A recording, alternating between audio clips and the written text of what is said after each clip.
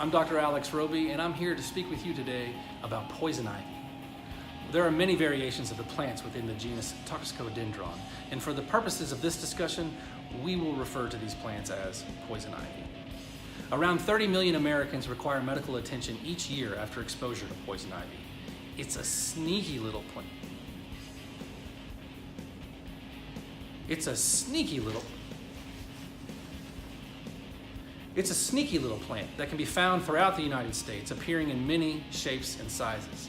Poison ivy presentation varies based on a number of factors such as season, growth cycle, region, climate, how much rain they had that week. Leaves may appear round, notched, jagged, or smooth. Poison ivy may have berries, then again it may not, but it won't have thorns. In general, if you see leaves of 3, let them be. In the city, poison ivy may grow as a climbing vine, while in the country it may present as a ground creeping vine. It can also grow as a shrub. Poison ivy is much more common in landscapes that have been modified by man than it is in the woods. The active substance in poison ivy that leads to dermatitis is a colorless oil called urushiol. This oil is found throughout the plant. Plants are easily damaged, which causes the release of this oil, and when you get in contact with this oil, that's when the trouble begins.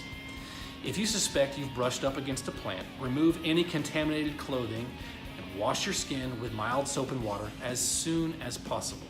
The sooner the better. This will help to prevent or limit the severity of an outbreak.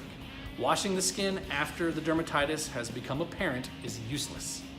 Intense itching and redness are the most common signs of poison ivy dermatitis. In a sensitized individual, symptoms may start between 4 hours and 4 days after exposure and peak within 2 weeks. But it can take up to a week for an unsensitized individual to develop dermatitis. Left untreated, the dermatitis usually resolves in 1 to 3 miserable weeks, and the amount of oil present and the skin thickness of the involved areas determines how and when lesions present. This may create the impression that the poison is spreading, but in fact it is not. Fluid in the blisters does not spread the dermatitis. Should you develop poison ivy dermatitis, you may benefit from cold compresses, oatmeal baths, and calamine lotion. Itching is not caused by histamine release, thus antihistamines offer little relief other than helping you get some sleep. You may need to seek medical attention to relieve your symptoms with steroids. High-potency corticosteroids are most helpful early in the outbreak. Patients with severe dermatitis may require oral steroids over the course of a few weeks. If you suspect you've come into contact with poison ivy, get yourself in to see the doctor and get some help. I hope this helps. Have a great day.